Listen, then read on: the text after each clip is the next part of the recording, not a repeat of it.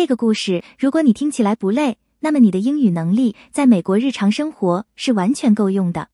如果本视频的点赞数超过800，就会推出跟读版本。我们开始吧。Have you ever wanted something very much, so much that you would hurt yourself to get it? This is not a story about the sea.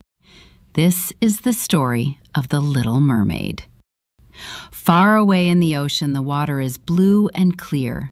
It is very deep, and it is silent. Down there, the Sea King lived in a big palace made of red stone and shells. It was a beautiful place, but the Little Mermaid always looked up. The Little Mermaid was the youngest of 6 sisters. They were all princesses. But she was different. She was a quiet child. Her sisters liked strange things from broken ships like gold and cups, but the Little Mermaid only wanted red sea flowers and a white stone statue. This statue looked just like a human boy. It fell from a broken ship long ago. She planted the red sea flowers next to it. She kissed the cold white stone face many times. She loved this human face. She did not know why, but she felt lonely in the deep blue water. The ocean was too quiet. She wanted to hear the music of the world above. She loved stories about the world of men. Her grandmother told her everything about ships, cities, and people. When you are 15, the grandmother said, you can go up and see the big ships.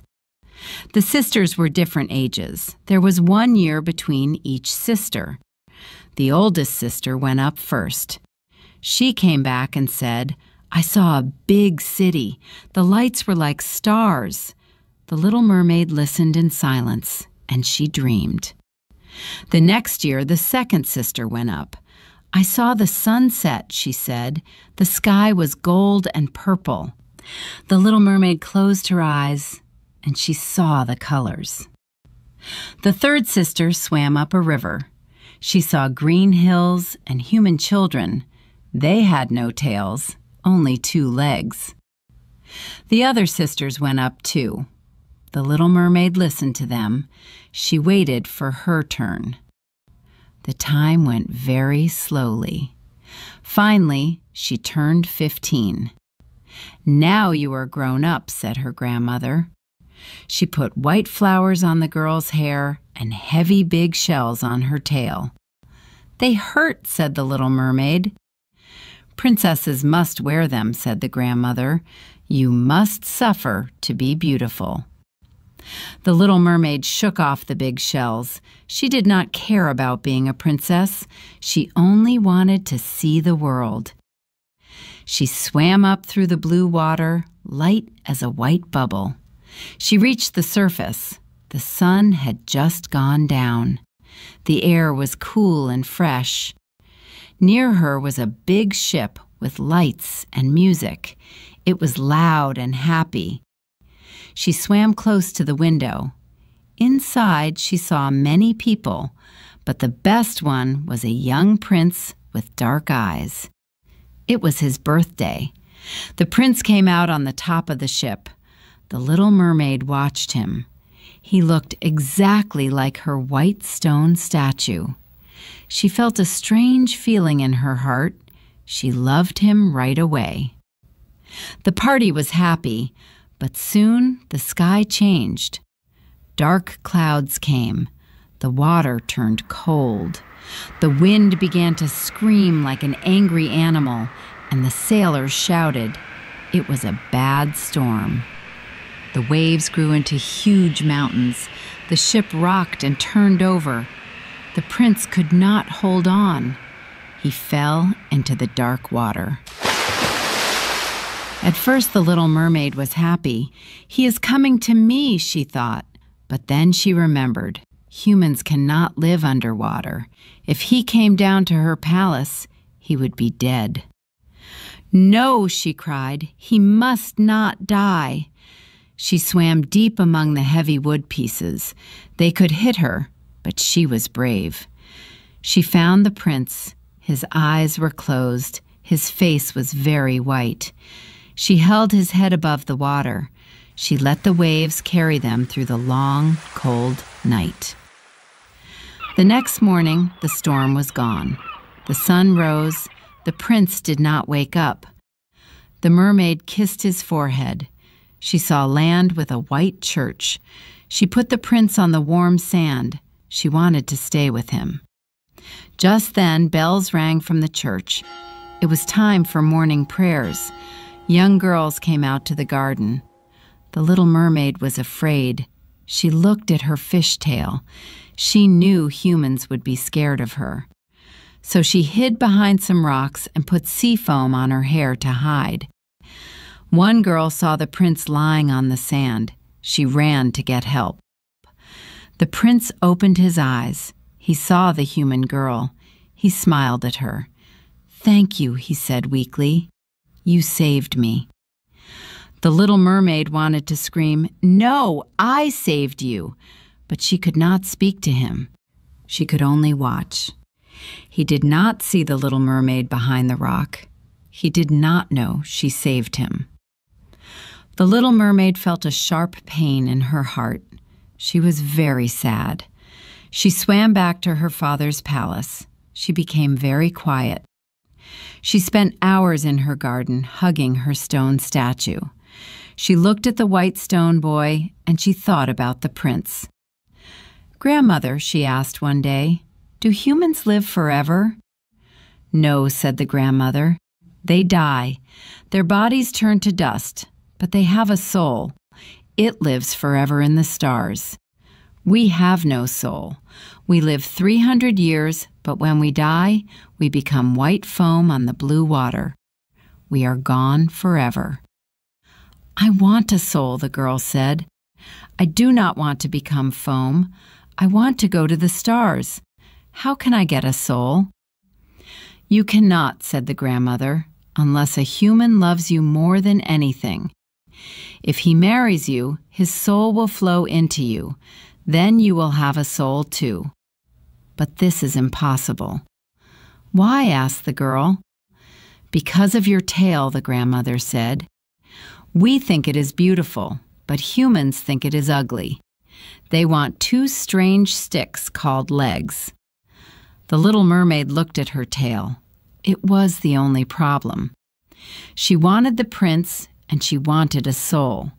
She knew what she must do, so she decided to go to the sea witch. The way to the witch was scary. The water was gray and hot. The witch lived behind strange trees that looked like snakes.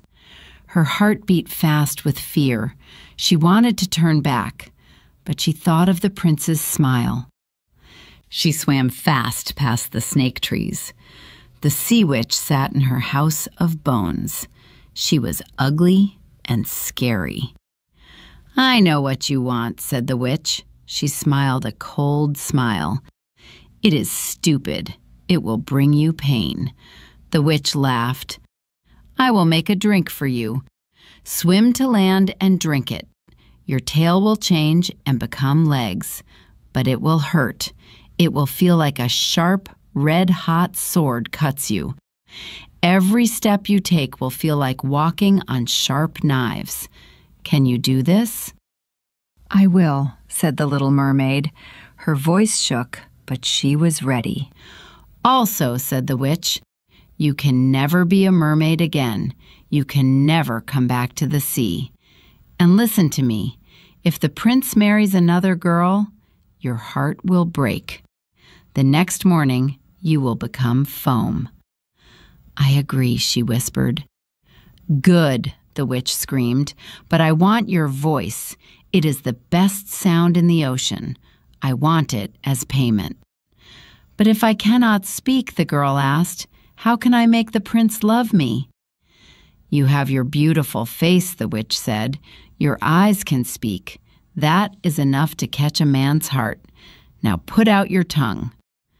The little mermaid was afraid, but she opened her mouth. The witch took a sharp black knife. It happened fast. The girl felt a sharp pain. Then there was silence. She tried to speak, but no sound came out. She was silent forever. She held the magic drink tight and swam up to the surface. She went to the prince's palace. She sat on the steps and drank the hot liquid. It tasted like fire. It felt like a sword inside her body. The pain was too strong. She fell down. Everything went black. When she woke up, the sun was shining. She looked down. Her tail was gone. She had 2 pretty white legs. The prince stood there. He looked at her. "Who are you?" he asked. She wanted to say, "I saved you." She wanted to say, "I love you."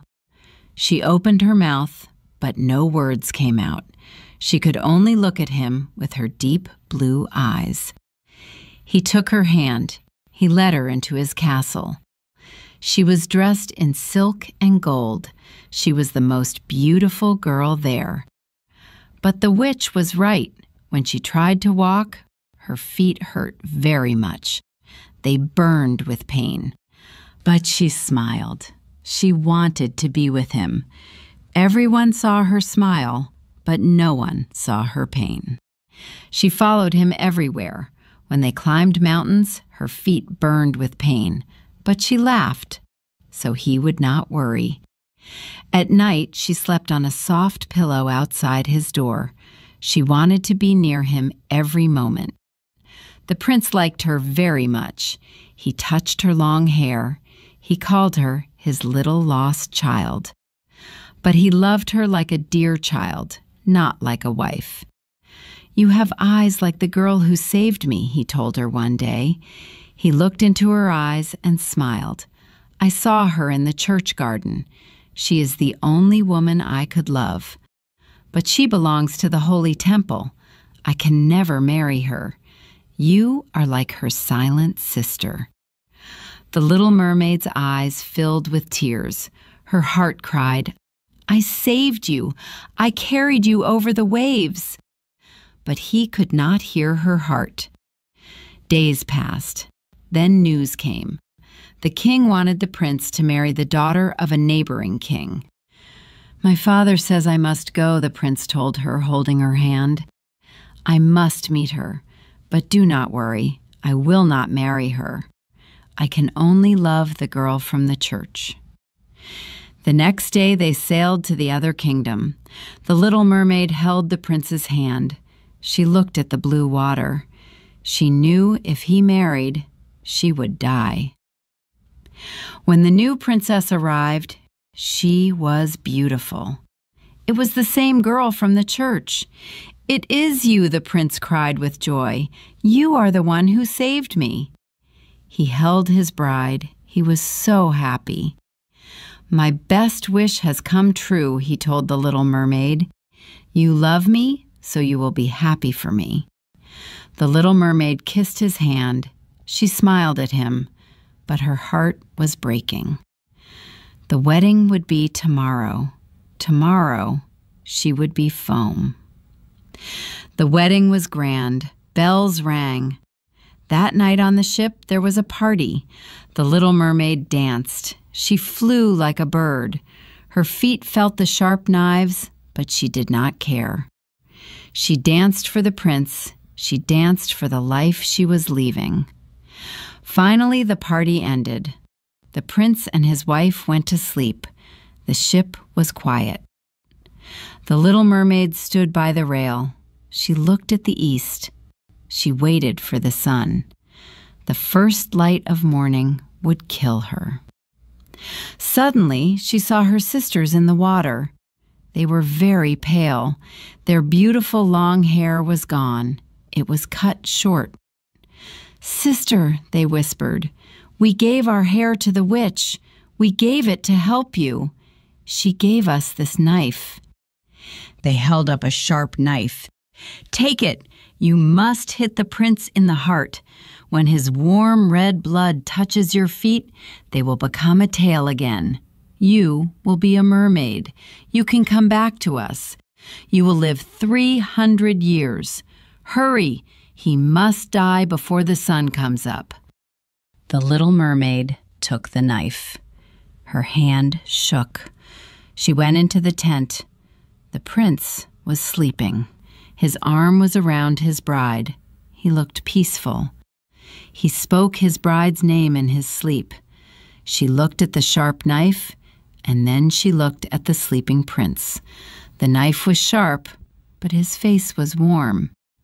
She could kill him and live. She could go home to the cool blue water. But she loved him. She loved him more than herself. She ran out of the tent. She threw the knife far into the waves. At that moment, the sky began to turn pink. The sun was coming. Goodbye, she thought. She looked at the prince one last time. She closed her eyes. Then she jumped from the ship. She felt her body change. She became cold, white foam on the blue water. She felt light. She felt soft. But at the same time, she felt herself rise up from the foam. She was light like air. Is this death? She thought. But she did not feel dead. She felt the warm sun.